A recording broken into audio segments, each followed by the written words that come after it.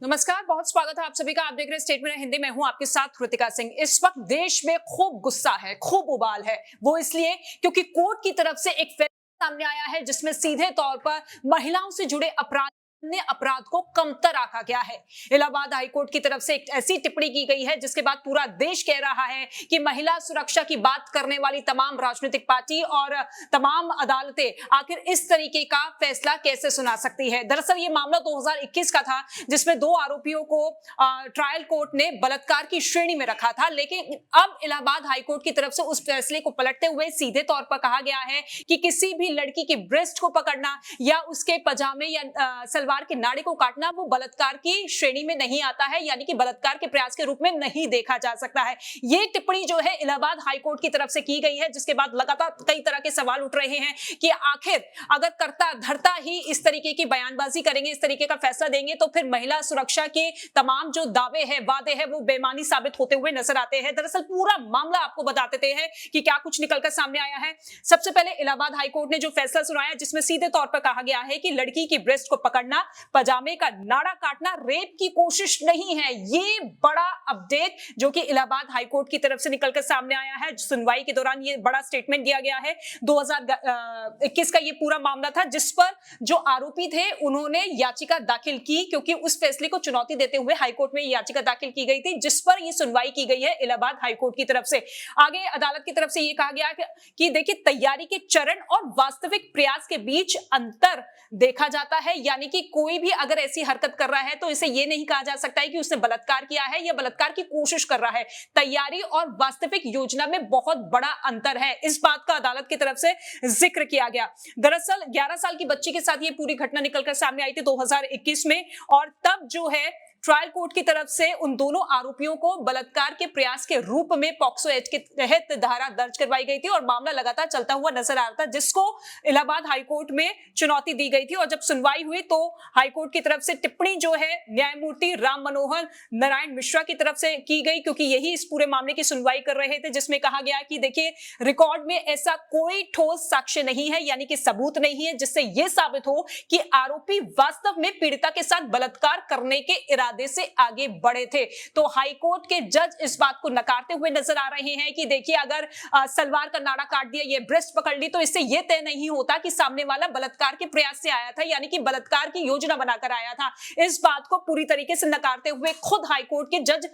नजर आ रहे हैं। कोर्ट की तरफ से यह कहा गया कि बलात्कार के प्रयास के आरोप के लिए यह साबित करना होगा कि यह केवल तैयारी नहीं थी, बल्कि अपराध को अंजाम देने की ठोस कोशिश की गई थी, क्योंकि तमाम जो गवाह निकलकर सामने आया वो पुख्ता तौर पर यह साबित नहीं कर रहे थे कि वो बलात्कार करने की पूरी योजना बनाकर आए थे, यह बलात्कार का प्रयास किया गया था। वो सबूत नहीं मिले हैं, कोर्ट की तरफ से कहा गया, और इसी वजह से उसे बलात्कार की श्रेणी में नहीं रखा जा सकता। हालांकि ये स्पष्ट नहीं है कि आरोपी आकाश, क्योंकि आकाश और दूसरा जो आरोपी थे ये दोनों वहां पर मौजूद थे, जो कि 11 साल की बच्ची को लिफ्ट देने का पूरा झांसा देते हुए नजर आए, और उसके बाद फिर ये पूरा जो मामला है निकलकर सामने आया। कोर्ट की तरफ से यह कहा गया कि आरोपी आकाश ने नाड़ा जो तोड़ने के बाद पीड़िता को निर्वस्त्र करने का प्रयास किया या नहीं। गवाहों ने यह भी नहीं कहा कि इस घटना के कारण पीड़िता के कपड़े पूरी तरह से उतर गए या आरोपी ने उसे नग्न करने का प्रयास किया। तो कोर्ट ने यह पूरी तरीके से बताया, कहा कि देखिए, यह बिल्कुल भी बलात्कार की श्रेणी में नहीं आता है, क्योंकि गवाह मौजूद नहीं है,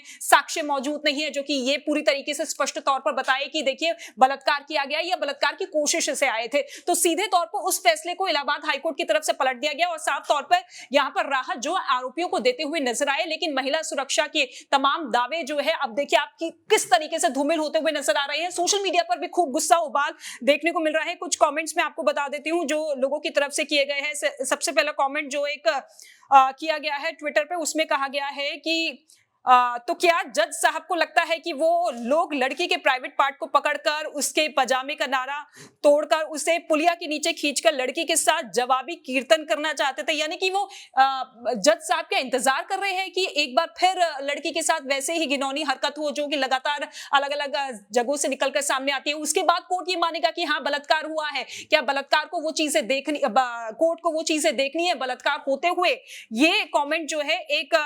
यूजर की तरफ से किया गया और दूसरा कमेंट ये किया गया कि ये कानून इस देश की संस्कृति को नष्ट करने पर तुला हुआ है और इसी वजह से इस तरीके के जो फैसले हैं वो निकलकर सामने आ रहे हैं। तो इस तरीके के कमेंट्स जो है सोशल मीडिया पर आ रहे हैं और सीधे तौर पर कह रहे हैं कि देश की संस्कृति और देश में जितनी भी महिलाएं और बेटियां हैं वो सुरक्षित नहीं है, क्योंकि अब जब खुद कोर्ट की तरफ से जघन्य अपराध की जो सजा है वो कम करते हुए नजर आ रहे हैं और ये सीधे तौर पर अपराधियों और आरोपियों के हौसलों को बुलंद करते हैं। निर्भया कांड आपने देखा सुना,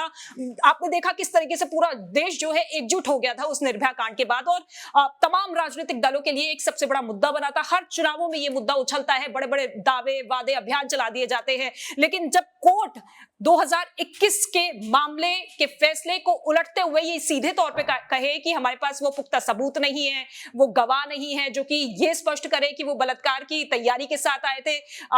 ये टच करना बॉडी के किसी भी पार्ट को टच करना वो बलात्कार नहीं कहा जा सकता है। यानी कि सीधे तौर पर जघन्य अपराध की सजा को, उनकी गंभीरता को खुद कोर्ट जो है कम करके आंक रहा है। तो ऐसे में सवाल यही उठते हैं कि फिर लगातार जो चीजें निकलकर सामने आ रही है महिलाओं के विरुद्ध, महिलाओं के प्रति, महिलाओं के खिलाफ, तो फिर उस मामले में कोर्ट का स्टैंड क्या कुछ होगा और क्या वाकई इस तरीके के फैसले राजनीतिक पार्टियों को भी स्वीकार्य होंगे या फिर राजनीतिक पार्टी भी एकजुट होकर इस फैसले का विरोध करती हुई नजर आएगी। जिस तरीके से आम जनता लगातार ये कह रही है कि फैसला जो है महिलाओं के खिलाफ है, देश के खिलाफ है और इस तरीके के फैसले अगर होंगे तो किसी भी तरीके से देश में महिलाएं सुरक्षित नहीं होंगे, क्योंकि आरोपियों के, अपराधियों के, जघन्य अपराध करने वालों के हौसले इन फैसलों से बुलंद होंगे।